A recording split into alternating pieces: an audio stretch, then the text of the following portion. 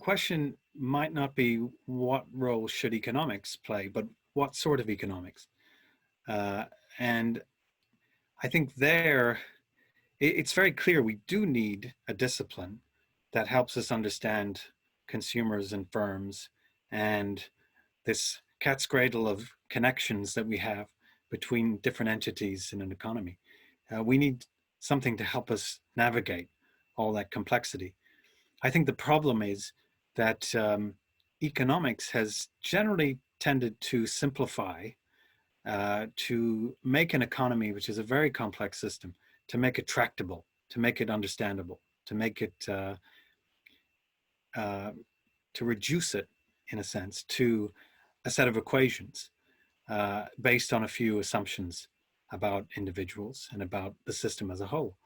Um, but in a way, we've lost the complexity with these frameworks because they're too narrow in their construction. We assume that the economy is a closed equilibrium system that will get knocked off track, but will converge back to that equilibrium. Um, again, like the old classical physics ideas. But the economy isn't like that. It's constantly evolving, changing, reorganizing, and it can break down. It's not that it gets knocked off track and then it just will automatically, through a combination of structural reforms, it won't find its way back to the steady state. It's actually, it can fail, and it can take a long time for it to reorganize and to find a new way of operating and to be resilient to shocks. These are, to do that, we need a different type of economics to really understand that the economy is a complex system. We need what I call integrative economics. And integrative economics is essentially one that borrows from other disciplines, that does have the rigor and the analytical tools and techniques from the hard sciences, from physics and biology, but also is cognizant of our societies, our histories, our cultures, because all of these things matter. It's not just that we're all individuals who make the same sort of decisions and optimize the same sort of way. All of us are different. And crucially, what traditional economics misses is that we don't make choices in isolation. We actually make a lot of decisions based on groupthink and on what our neighbors are doing, on status anxiety, on keeping up with the Joneses. All these things influence our decisions. So we need a richer framework for decision science, cognitive science, understanding the brain and neuroscience. Because ultimately, a good understanding of economics is all about understanding people. So we need to have those sciences, and we need the humanities. And essentially, good economics has good narratives. And so then we need to understand history, and we need to understand, again, political science. Why do people make certain decisions? Why do they vote in certain ways? How are they influenced by what happens in the economy? This is a lot of disciplines. You can't get this riches, you can't capture it with the frameworks of economics. You need to go much beyond that. So I think economics has its place, but a different form of economics would have an even more important role to play in society by integrating all these different aspects of human beings and society. And that will help us to solve human problems. I don't think the economic frameworks as they are will really help us to do that. To answer the question, if it's the existing economics, it probably should have much less influence. But if it's a new form of economics, then I think its role is legitimate. And if the objective is still to boost economic growth, then economics gives us a better handle on that issue than many other disciplines, but it's incomplete. It's because economic growth and even markets are not, of course, following natural laws. These are human constructs. So we've built them. These are human-made systems. So we can create the rules, the regulations, the safeguards, the buffers to make these operate in a way which will benefit people and not at the expense of the environment. And these are choices. These are things we can do. So it's not that we need to rely on a very narrow definition of economics, but economics is a way of helping us understand some aspects of these complex systems. Let's look at the results of our economic system. How are we doing? Now, some economists who would defend the existing discipline and approach would say, look at economic growth, look at poverty reduction, which globally has been falling for decades. Look at health improvements.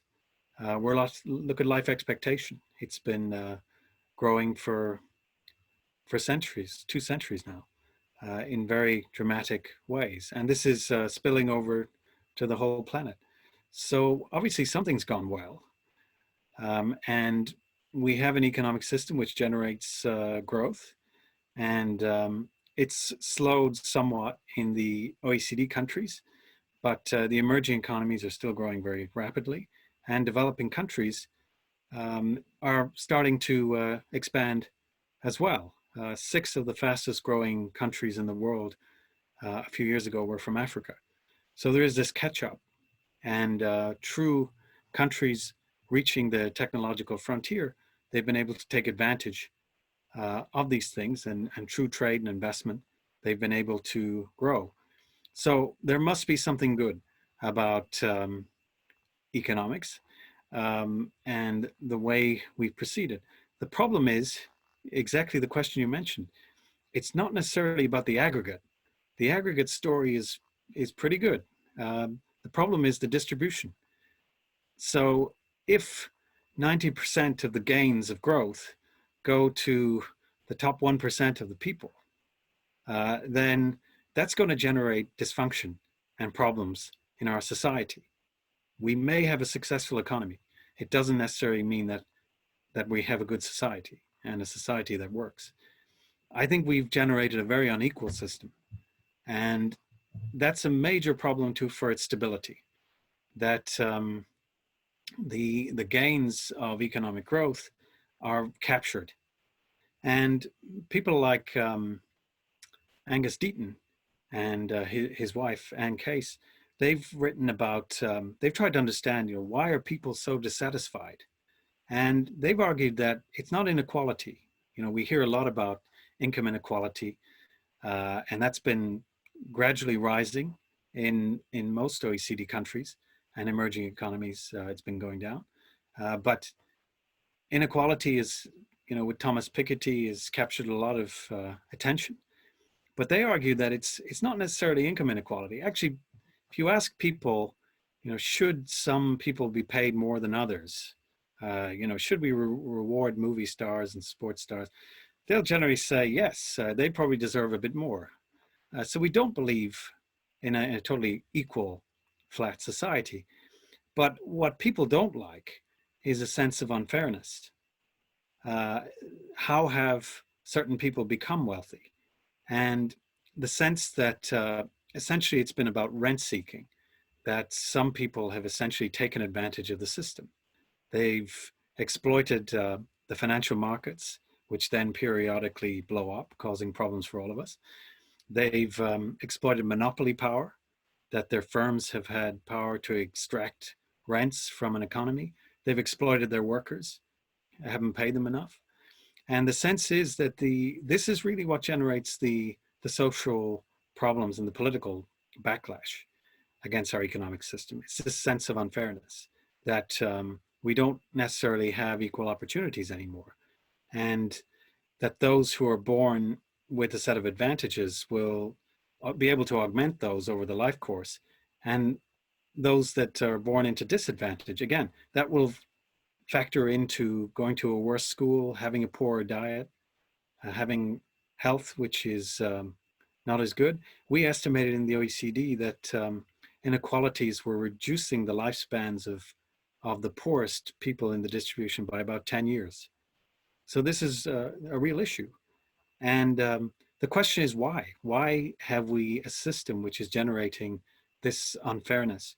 And I think it's partly because we have tried to make economic growth central, and the dominant ideas around growth are basically that we should take away frictions. We should make the market mechanism work better. So we should make everything very flexible in the labor market. How do we do that? Well, just get rid of minimum wages or reduce them so that they don't introduce rigidities. Make everything very competitive. So if a firm is what we would consider low productivity, that should go to the wall. But of course, if you have a system that is about making everything very efficient, it might not necessarily be leading to good income for a lot of outcomes for a lot of people. And so we shouldn't judge the success of an economy by the efficiency of the market. That's way too narrow, and that can be generating a lot of problems. If we look at lagging regions, for example, and lagging firms, the standard economic policy advice is that, well, you should just reallocate resources. So people should move from poorer regions to richer ones, and then the market mechanism will sort things out. But if we think about people as a bit more complex than ones that just respond to prices and wages, then people actually have good reasons why they don't want to move to different regions. They don't want to reskill. If you're working in a coal mine or in a job that is automated away, you know, it's very difficult to reskill and to generate a new set of skills if you're in your 50s. So the economic idea that the market can reallocate resources to their most efficient purpose, it leaves a lot of people behind. And then the political economy is that we often have the issue of power. So how we design antitrust policies when the big monopoly power has a way of influencing the type of regulations we put in place.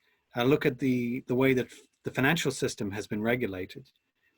You know, why do we tolerate a system that generates enormous liabilities for the public, while the benefits of the financial system are mostly captured by the participants of the market itself?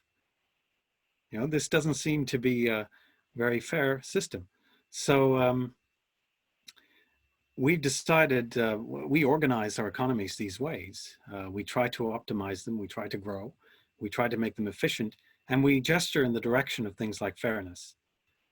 So we say things like early childhood education and more progressivity in the tax and benefit system. And these are all very good, but these are very incremental, and they're not going to make a huge impact because it's the systemic unfairness that we have. And so we need to not try and just fix up the machine and make it run a bit better for more people. It takes a much more systemic overhaul of the way we think about the economy, how it works, and the policies then that serve that understanding.